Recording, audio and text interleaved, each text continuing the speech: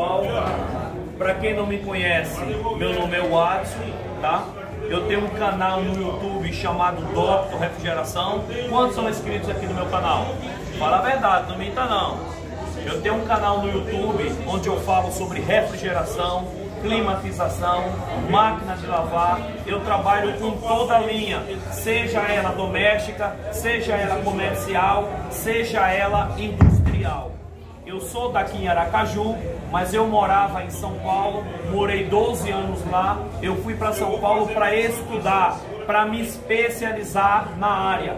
Quando eu comecei em Aracaju aqui, eu já conhecia Júlio, tá? Já trabalhava com ar-condicionado, mas não era uma mão de obra especializada. Então eu fui para São Paulo, onde eu pude aprender muito, não somente na área doméstica, mas na área comercial e na área industrial. Hoje eu trabalho com qualquer tipo de equipamento. Se vocês buscarem lá no meu canal, vocês vão ver uma variedade de equipamentos. Eu sempre estou trazendo dicas e soluções de como vocês fazerem manutenção preventiva e corretiva em qualquer equipamento. Beleza? Então, se você não é inscrito, vá lá depois, Dr. Refrigeração, se inscreva que vai estar contribuindo aí para o nosso canal. Hoje eu estou chegando a 350 mil pessoas inscritas no meu canal. Então é uma quantidade muito boa, tá? E eu agradeço a Deus por isso. O motivo pelo qual de hoje vocês estarem aqui nessa bancada é o seguinte: nós iremos falar de brasagem. Aí você diz, mas e aí, doutor, o que é uma brasagem? Brasagem é a solda que nós efetuamos nos tubos de cobre ou tubo de alumínio, a depender da situação. Nós chamamos de brasagem por conta de quê? É chamado de brasagem porque o aditivo no ato da solda, ele não se funde com alumínio, ele gera apenas uma camada, ele gera apenas um vedante na conexão entre cobre e cobre ou cobre com alumínio. Ele não é como o arco elétrico, como a solda elétrica, onde o eletrodo se funde com o metal. É por isso que nós chamamos de brasagem. Tá? Então esse tipo de solda que nós fazemos ou com turbo tocha, ou com oxi-acetilênio, ou com oxigás, ou qualquer outro tipo de equipamento de solda, nós chamamos de brasagem, porque a vareta de solda ela não se funde com o cobre. Até aqui tudo bem? Então o que é que nós vamos estar fazendo aqui hoje? Eu vou mostrar para vocês a diferença entre uma solda feita com nitrogênio passante e uma solda feita sem a presença do nitrogênio. Quantos de vocês aqui já chegaram em uma empresa de refrigeração ou climatização e observaram uma pilha de compressores na garantia para devolver para a fábrica? Quantos já pegaram essa situação aqui? Normalmente nas lojas, quando a gente chega, tem um monte de compressor novo ali. A gente diz, o que foi que houve? Mandar para a fábrica, porque deu problema. Aí eu pergunto para vocês, será que realmente esse compressor está com problema? Será que realmente esse compressor está com defeito? Ou será que foi uma atitude errada na instalação que gerou o problema do compressor? Às vezes isso acontece muito. Sempre que eu for substituir um compressor, primeira coisa que eu tenho que saber, se o compressor é igual, se o compressor é compatível, se o compressor pode ser utilizado naquele sistema. Porque às vezes a gente faz um retrofit, mas faz um retrofit errado. Porque todo compressor tem a sua carta, tem o seu modelo, tem a sua composição, tem a sua temperatura de trabalho e tem o seu deslocamento na hora de comprimir o fluido refrigerante. Então, primeira coisa, nós temos que escolher o compressor corretamente. Segundo, na hora da instalação do compressor, eu não devo esquecer que o sistema tem que ser limpo. Aí você fala, mas por que, doutor? Vamos pegar uma situação aí. O que segura o óleo no cárter do compressor é a pressão interna do fluido refrigerante. Qualquer máquina que trabalhe despressurizada, seja na área de refrigeração, seja na área de climatização, ela começa a mandar todo o óleo para a linha, até o compressor travar. qualquer unidade frigorífica que você pegar, que esteja trabalhando sem fluido refrigerante, vai ter óleo no condensador, vai ter óleo no evaporador, até o compressor travar ou então vir a queima. Então, se você retira o compressor do lugar e vai fazer a solda de um compressor novo, você pode estar correndo um sério risco. Aí você fala de quê, doutor? Ou de obstrução do filtro, ou então da máquina não ter um bom rendimento. Aí você fala, mas por quê? Se o evaporador, se a serpentina estiver cheia de óleo, à medida que o fluido do estado líquido adentrar o evaporador, onde haverá troca de calor ali, não vai ter um bom rendimento. Aí você fala, mas por quê? Porque o óleo não evapora. Quem evapora é o fluido refrigerante. Então o óleo vai estar disputando espaço com o fluido refrigerante. Aí o que é que você diz? Doutor, o compressor é novo, o compressor é igual, eu fiz vácuo no sistema, mas a máquina não está retendo. Por quê? Talvez o evaporador esteja cheio de óleo. Então é muito importante, todas as vezes que a gente for fazer a substituição do compressor, a gente fazer uma limpeza no evaporador e também no condensador, porque todo técnico ele tem que saber se o compressor está queimado ou se o compressor está travado, porque existe uma diferença muito grande entre compressor queimado e compressor travado. Aí você fala, mas qual é essa diferença, doutor? Todo compressor, quando entra em estado de queima, ele libera gases, fumaça. Essa fumaça, essa fuligem acaba contaminando todo o sistema, condensador, evaporador e dispositivo de expansão, seja ele tubo capilar, seja ele válvula de expansão termostática com equalização ou não, ou então dispositivo a pistão. Essa fumaça, em mistura com óleo, acaba virando uma lama dentro do sistema. Então é um perigo muito grande o compressor queimar, eu tirá-la ele e colocar outro. Eu sou obrigado a fazer uma limpeza. Até aqui tudo bem? Vamos lá. Primeira situação. Segunda situação. Na hora da instalação da máquina, eu preciso fazer solda. Eu pego uma máquina aí de 48 mil BTUs ou 60 mil BTUs, ou então eu quero prolongar a linha, eu preciso fazer solda. Então eu vou lá, faço uma bolsa no tubo, encaixo outro tubo por dentro e vou lá fazer a minha solda. Nós sabemos que dentro da tubulação existe a presença de oxigênio. E o oxigênio em contato com o calor no material cobre gera fuligem, gera carbonização interna. Aí você diz, mas e aí, doutor, o que é que essa carbonização vai gerar? Se ela não for retirada de dentro do sistema, à medida que você fizer vácuo, à medida que você liberar o fluido refrigerante, essa carbonização ela vai percorrer todo o circuito, toda a linha do sistema, parando ou no filtro, se a partícula for grande, ou então parando no dispositivo de expansão, gerando uma diminuição na expansão do aparelho. Às vezes você diz, doutor, eu coloquei uma máquina de 12 mil ou uma máquina de 18 mil, só que a máquina não está resfriando o ambiente, a máquina não está climatizando o ambiente, e eu fiz o procedimento correto. Realmente, você só esqueceu no detalhe, foi gerada a carbonização dentro do tubo de cobre, e essa carbonização foi parada no dispositivo de expansão. Digamos que o dispositivo de expansão aí era um capilar 0,50, mas como ele está sujo, como ele está contaminado, diminuiu o diâmetro interno do tubo, então a temperatura de expansão vai ser outra, não vai ser mais aquela que o fabricante projetou. E o que é que isso vai acontecer na máquina? Obrigado, vai perder rendimento. Você diz, eu tenho uma máquina de 12 mil que não gera o quarto. O que é que está acontecendo?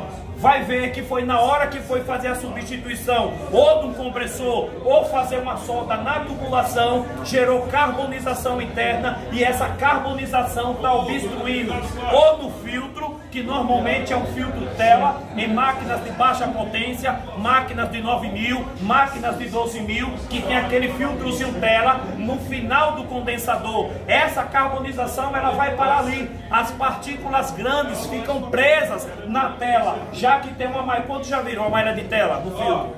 Todo mundo já viu?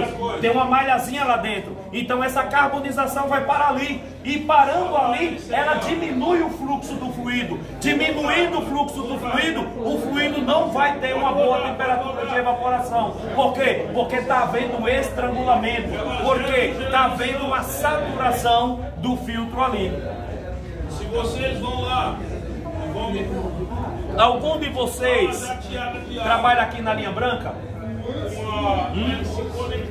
Somente um. Vocês já viram o filtro de geladeira congelar? Em ar-condicionado também acontece isso. Em unidades que é usado o filtro. Por que é que o filtro congela? Porque ele está obstruído.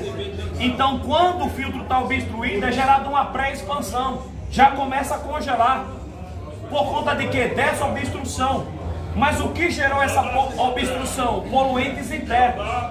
Então, toda solda que for feita é muito importante a gente fazer uso do nitrogênio. E eu vou estar mostrando isso aqui para vocês. Porque essa carbonização, ela adentra no compressor e acaba contaminando totalmente o compressor nas suas partes mecânicas. E essa carbonização se misturando com o óleo do compressor é transformada em uma lama. Como é que eu vou lubrificar um sistema mecânico do compressor com lama, com óleo contaminado? Existem partes móveis aí que são micro e que o óleo tem que estar devidamente limpo para que ele possa penetrar e lubrificar, principalmente na câmara de compressão. Mas se esse óleo estiver sujo, se esse óleo estiver contaminado, não haverá lubrificação. E o que é que vai acontecer com o compressor? Ele vai trabalhar sobreaquecido, ele vai ter uma vida precoce, porque os seus dispositivos de movimento, por trabalhar no alto giro, vai ter um desgaste precoce, gerando a quebra ou então gerando a queima. Entendido até aqui ou não? Aí você diz, mas e aí, doutor, como é que eu faço então para evitar isso daí, cara? Eu vou mostrar para vocês aqui agora. Eu tenho aqui um cilindro de nitrogênio, eu tenho aqui um regulador de pressão. E nesse kit daqui, vocês estão vendo que tem uma mangueirinha, tá? Tem uma mangueirinha onde o nitrogênio vai percorrer toda essa mangueira aqui, até chegar à tubulação. Só que, se de repente você tem um cilindro de nitrogênio, você tem um regulador com 2 manômetros, onde um regula, ajusta a pressão interna do cilindro e o outro é pressão de trabalho, você não terá essa situação aqui. Você terá que espetar o seu manifold, tá? Para estar plugando ou conectando na máquina. Se no caso for uma linha de tubulação de cobre, vocês vão ter que instalar uma válvula Schrader na tubulação. Eu preciso prolongar a linha, aumentar a linha, eu tenho que instalar uma válvula Schrader. E com a mangueira do seu manifold é só rosquear na válvula Schrader. Agora vamos lá para o detalhe muito importante. Se a linha for pequena, se a linha for curta, aí você diz para mim, mas e aí, doutor, qual é a pressão de trabalho? Quanto de pressão eu vou colocar aqui para introduzir o nitrogênio no sistema? Em linhas curtas, por exemplo, eu vou substituir um compressor, tá? Vou substituir o compressor de uma máquina de 18 mil, 24 mil, 36 mil ou até mesmo 60 mil BTUs. Qual é a pressão de trabalho que eu vou estar utilizando aí? De 3 a 5 PSI de força. Não precisa muita coisa, até porque se você for jogar uma pressão muito alta, você vai gastar todo o nitrogênio e a manutenção vai acabar saindo cara. Então de 3 a 5 PSI já é suficiente para que eu possa encher e introduzir o nitrogênio dentro da tubulação para que eu possa estar fazendo esta abrasagem, essa solda. Eu já ajustei aqui o regulador para 5 PSI, eu vou abrir aqui agora a borboleta, a válvula do cilindro. Não precisa dar várias voltas, somente abrindo um pouquinho já é suficiente,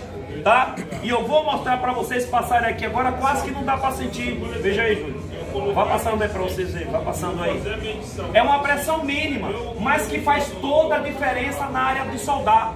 Toda a diferença. E vocês estarão vendo na prática aqui como é que funciona. Aí você diz, mas e aí, doutor, você vai mostrar agora? Vou. Primeiramente eu vou simular uma solda aqui no tubo sem a presença do nitrogênio, tá? Eu estou aqui com o maçarico turbo tocha.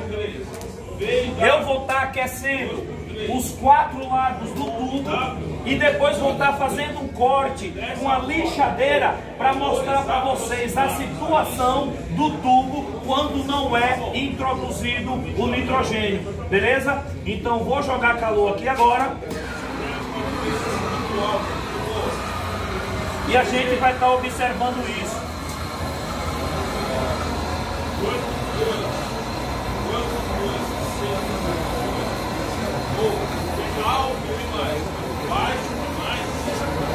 Quase que não dá para perceber nada, né? Aqueci a parte de cima. Vou para a lateral aqui agora. Vou para a parte de baixo aqui agora. E vou para outra lateral. Pronto. Aí você diz, mas e aí, doutor? Eu preciso jogar água? Não faça isso, pessoal. O próprio nitrogênio, ele vai expulsar todo o calor interno do tubo, tá? Principalmente em unidades condensadoras, onde você não tem a conexão, a porca é soldado. Vocês já perceberam que as unidades condensadoras têm válvula ali de serviço? Tanto na linha de descarga, ou na linha de expansão, ou na linha de sucção. Tem 2 válvulas ali. E como é que eu faço? Eu vou fazer uso dela, tá? Porque sabemos que se a gente jogar calor ali sem nenhum tipo de isolação da válvula, a gente vai acabar danificando a válvula, danificando os componentes internos. Mas se você fizer uso do nitrogênio, você não precisa nem molhar a válvula, porque o próprio nitrogênio não vai deixar o calor chegar na válvula. Digamos que a válvula está nessa situação aqui, ó, nessa posição. Eu estou jogando o calor aqui, o próprio nitrogênio vai expulsar, jogar todo o calor para fora, beleza? Então a presença do nitrogênio é muito importante. Eu fiz a solda aqui agora. O que é que eu vou fazer? Eu vou fazer um corte aqui na tubulação. Júlio, só segura aqui assim para mim, por favor. Eu vou fazer o corte aqui para a gente ver como é que está internamente aqui.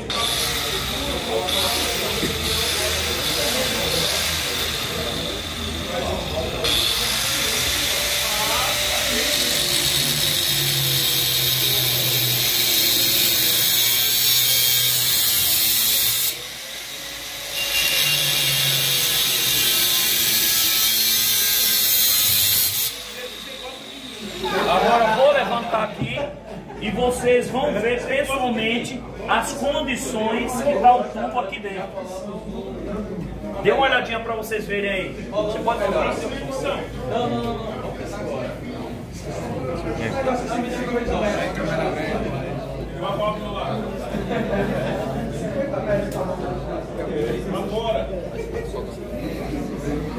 Vocês conseguiram ver a situação do tubo? Então o que é que acontece? Toda a tubulação onde circula fluido refrigerante, circula também óleo. Óleo vai, óleo vem. Então o óleo, quando entra em contato com essa carbonização, com essa fuligem, é transformado em uma lama. E a depender da densidade dessa lama, o óleo nem vai retornar. Vai ficar perdido, ou na linha, ou no evaporador, ou no dispositivo de expansão. E o que é que acontece com o compressor quando diminui o nível de óleo? Ele vai travar. A corrente elétrica vai aumentar, porque ele está precisando de lubrificação, ele está precisando de resfriamento, porque uma das funções do óleo não é somente lubrificar não, é resfriar também as partes do compressor. E se não tiver resfriamento, o que vai acontecer? O compressor vai travar, o compressor vai ficar abrindo térmico, tudo isso por conta de uma coisa que foi gerada por quem? Pelo instalador. Você está entendendo? Alguma dúvida tem aqui ou não? Então veja a situação que está o tubo de corte. Aí você diz, mas e aí, doutor, vamos introduzir agora o nitrogênio? Vamos sim. Eu vou estar cortando essa parte daqui, olha, com cortador de tubo, tá? Ou corta-frio. Lá em São Paulo a gente chama muito de corta-frio. Uma outra dica que eu trago para vocês, aproveitando esse ensejo, é que a depender a marca do seu cortador de tubo, tá? A depender as condições da lâmina do seu cortador de tubo, se você for fazer flange, nunca corte o tubo até o final.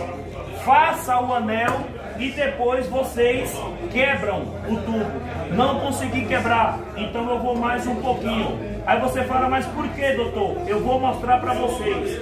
Eu vou agora até o final, vou cortar o tubo aqui até o final e vou mostrar para vocês aqui. Tirando essa parte, veja como o tubo está dobrado para dentro. Se eu for fazer uma flange aqui, o que é que vai acontecer com essa flange? Ela vai dobrar para dentro. Eu vou ser obrigado a usar um escariador. Vocês sabiam que esse cortador de tubo vem com um escariador aqui, olha?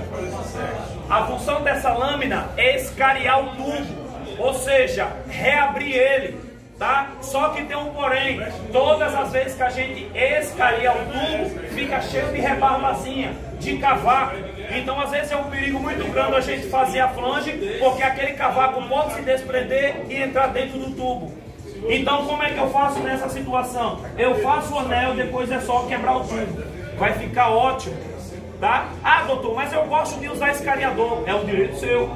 Você pode até estar passando uma limazinha, contanto não deixe pedaços de cobre adentrar no tubo, beleza? Então vamos lá. Nós vamos fazer o uso aqui agora do nitrogênio. A mesma pergunta que eu fiz ontem, vou fazer hoje para vocês, hein? Como é que se chama essa fita aqui? Silver tape. Silver tape. Ontem teve um camarada aqui que eu disse, como é o nome dessa fita? Aí ele disse Silver tape. Aí teve um camarada que estava do lado e disse, rapaz, deixa de ser burro. Ali é uma black tape. A palavra silver quer dizer prata. A palavra black quer dizer preto. E o branco? White. Aqui é um white tape. Tá? Por quê? Porque por conta da cor. Tá? Então que fita é essa daqui? White tape. Não é? Ou uma tape, uma fita tape. Não importa a cor, importa que é fita. Não é?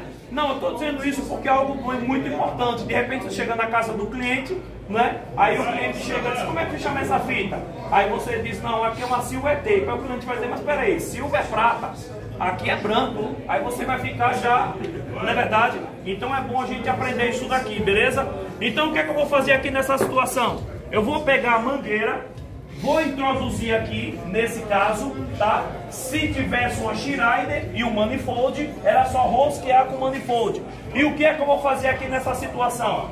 Vou pegar um pedaço de fita e vou prender a mangueira. Para quê? Primeiro, para que ela não possa sair daqui. Segundo, para que o nitrogênio aplicado dentro do tubo não venha a sair. Então, olha, vou prender a mangueira aqui, deixar ela bem presa. E do lado de cá, doutor, do lado de cá nós vamos fazer o seguinte, eu vou abrir logo aqui, abrir, e vou dar uma leve estrangulada aqui. Aí você fala, mas por que você vai fazer esse estrangulamento? Para que todo o espaço do tubo seja preso. Estrangulamento aqui, na ponta do tubo, para que o nitrogênio consiga preencher todo o espaço aqui, aumentar o volume do nitrogênio dentro do tubo de cobre. Na hora que eu estiver aquecendo aqui, vai derreter um pouco. Aí você diz, mas é em campo, eu vou fazer isso? Não. Em campo você vai pegar o alicate e vai amassar um pouco o tubo aqui, deixando somente uma leve passagem. Beleza?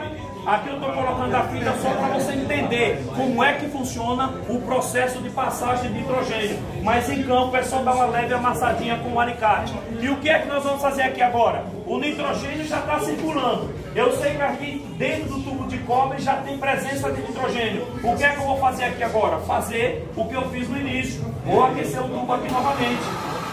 Acendo o maçarico. Assim como eu aqueci na primeira vez, vou aquecer na segunda vez. Na parte superior, depois na lateral. O tubo ficou vermelho, já está em condições de soldar. Na parte de baixo e no outro lado.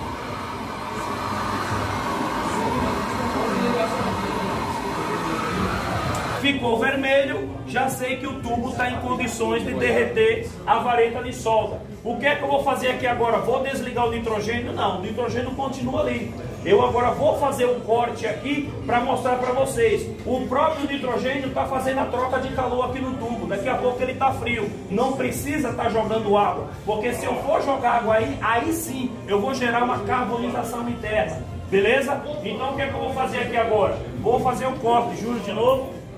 E a gente vai ver como está internamente aqui. Está expurgando o fumaça.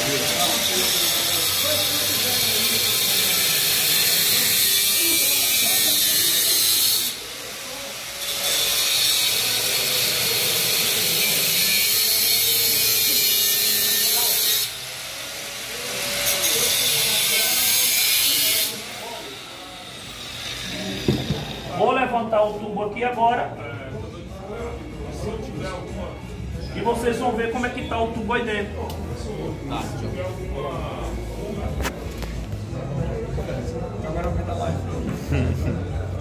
Você não tá ligado? Você não conhece o potencial? Tá vendo a diferença? Aí você diz, mas doutor, e se eu tiver uma linha muito longa? Uma linha de 10, 15, 20 metros, aí eu tenho que aumentar a potência do nitrogênio. Beleza? Porque se eu deixar de 3 a 5 PSI numa linha muito longa, o nitrogênio não vai ter força para retirar todo o oxigênio que está dentro da tubulação. Então eu tenho que aumentar a pressão. Então a pressão é mediante o comprimento da tubulação. Mas vocês viram, teve diferença ou não teve? Você está vendo? Então é justamente essa fuligem, essa carbonização que gera dano no compressor, principalmente numa questão chamada lubrificação. Então muito cuidado na hora de fazer a substituição do compressor. É muito importante que você tenha um cilindro de nitrogênio na sua oficina. Por quê? O maior prejudicado aí vai ser o cliente. Às vezes você troca o compressor, só dura um mês, só dura 6 meses, só dura um ano. Um compressor que foi projetado para funcionar de 10 a 15 anos. Durou muito pouco. Quem vai ser o maior prejudicado aí? O cliente. Por conta de quê? Por conta de um serviço mal feito. Eu estou aqui em Aracaju há 8 anos. Como eu falei para vocês, eu fui para São Paulo. Eu fui estudar lá em São Paulo. Refrigeração e climatização. Eu estou aqui há 8 anos. Nesses 8 anos, eu já comprei compressor de várias empresas aí, inclusive na Friotec, onde tem um preço show de bola, quando se trata de compressor na área de refrigeração ou climatização, na linha doméstica ou na linha comercial. Então, dentre todos os compressores que eu substituí, diante de Deus, você pode ir em qualquer loja aí e dizer: o doutor Refrigeração já comprou algum compressor aqui? Eles vão dizer já. Já voltou algum compressor dele? Eles vão dizer: nunca retornou nenhum compressor meu. Mas por quê? Porque eu sou melhor do que vocês? Não, porque eu faço um procedimento quase que correto. Porque ninguém é perfeito, mas eu procuro fazer o procedimento correto. Vamos lá, todo compressor, digamos, eu tenho aqui um compressor. Como é que se chama esse compressor aqui? Rotativo. Você sabe qual é a função desse cara daqui? Esse carinha daqui, olha. Qual é a função desse cara? Ontem disseram que era um armazenador de gás. E não é um armazenador de gás. Outros disseram que era um filtro. E não é um filtro. Esse cara daqui é um acumulador de sucção ou um separador de líquido. Aí você diz: mas para que serve esse cara? O fluido refrigerante que não foi evaporado no evaporador, ele vai retornar pela linha de sucção. Nenhum compressor foi projetado para comprimir o fluido no estado líquido, somente no estado de vapor. É aí que entra em ação esse cara. Esse cara retém o líquido que está retornando na linha, que não foi evaporado no evaporador, e através do calor do compressor, ele faz esse fluido evaporar. Então a função do acumulador de sucção é essa. Beleza? Agora vamos responder a pergunta dele aqui. Eu preciso substituir. Primeira coisa que eu tenho que fazer, eu tenho que soldar a válvula de serviço. Mas espera aí, é um ar-condicionado split, então eu já tenho uma válvula de serviço lá. Entendeu? Retirei o compressor, injetei nitrogênio, limpei o condensador. Qual é o próximo passo aqui agora? Inserir o nitrogênio. Através da onde? Da válvula de serviço. Entendeu? Injetando o nitrogênio na válvula de serviço, eu vou efetuar a primeira solda. Por quê? No condensador eu tenho entrada e saída. Então eu deixo as duas válvulas abertas, ou então somente fecho uma, o nitrogênio vai entrar e vai sair pelo outro lado, e eu consigo efetuar a solda. E no caso de refrigerador, a mesma coisa, e freezer, a mesma coisa. E se eu não tiver uma válvula de serviço, eu posso estar utilizando a mangueira aqui, olha. É só pegar na tubulação ali, eu posso estar cortando a tubulação, insiro a mangueira, passo a fita, que o serviço vai ser o mesmo.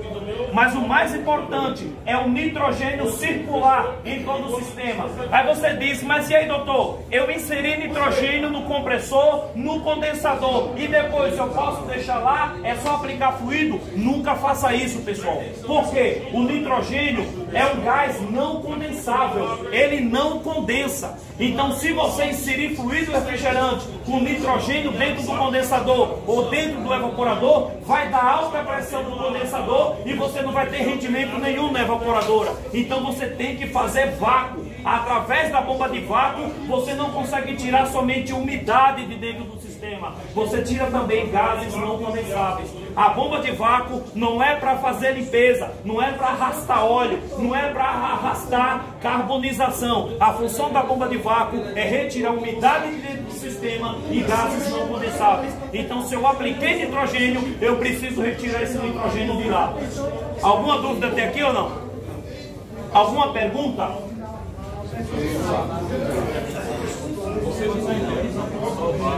A bomba de vácuo. Certo.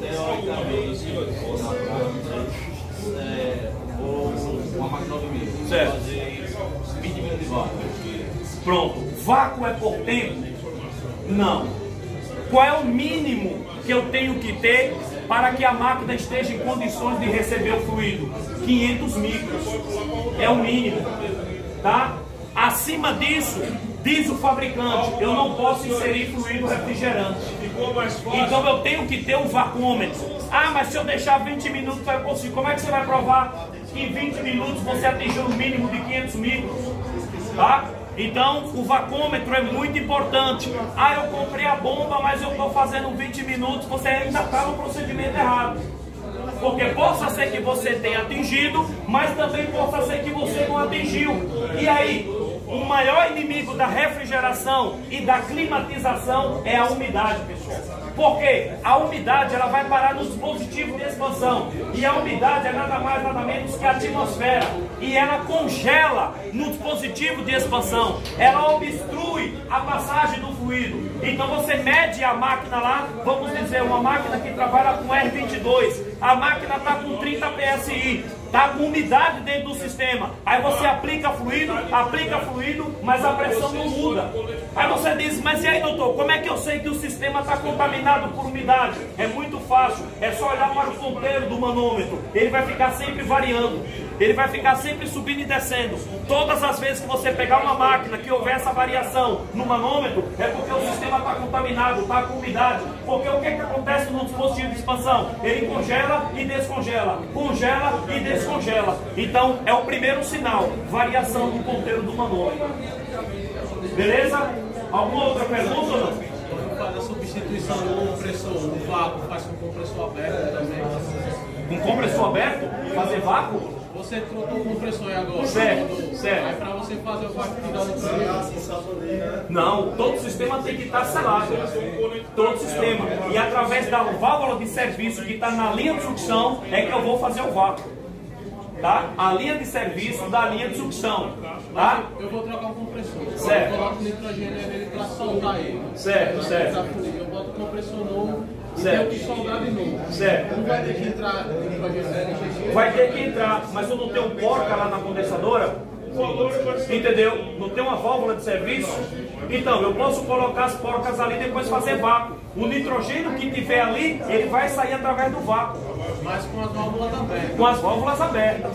Entendeu? Vou deixar todas as válvulas abertas, vou fazer vácuo no sistema, para aí sim eu inserir fluido refrigerante. Agora eu vou passar uma dica aqui para vocês. Eu tenho um vacuômetro, eu espeto o vacuômetro no manifold, só que não está dando 500 micro. Você diz, doutor, deixei 2 horas aí, não está chegando a 500 micro. Quando já ouviram falar aqui em quebra de vácuo? Quantos já ouviram falar? Para que serve a quebra de vácuo? Para deslocar a umidade que se esconde ou dentro do evaporador ou dentro do condensador, porque às vezes a umidade ela está escondida e o vacômetro percebe isso, por isso que a pressão não desce, entendeu? Então o que é que eu faço nessa situação? O sistema está em vácuo, só que não consigo atingir 500 micros. Eu jogo nitrogênio dentro do sistema. Por quê? O nitrogênio vai deslocar essa umidade e vou fazer vácuo novamente. Aí sim eu consigo retirar de dentro do sistema aquela umidade que está escondida. É por isso que existe a quebra de vácuo. A função da quebra de vácuo é essa: deslocar a umidade. Alguma outra pergunta? Temos 2 minutos aí.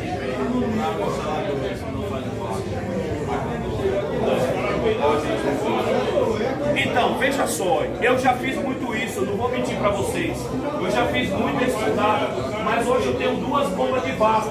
Por quê? Quando a gente peca por não conhecer, até aí tudo bem. Mas a partir do dia que a gente sabe que aquilo é errado, que o procedimento é negativo, a gente erra se quiser. Eu sempre digo, quer comprar ferramenta? A primeira ferramenta, compre uma bomba de vácuo. Porque ela será a sua estimuladora a comprar as demais ferramentas. Ah, doutor, eu quero comprar logo um maçarico, eu quero comprar logo um cortador de tubo. Pode ter certeza que você não vai comprar a bomba de vácuo.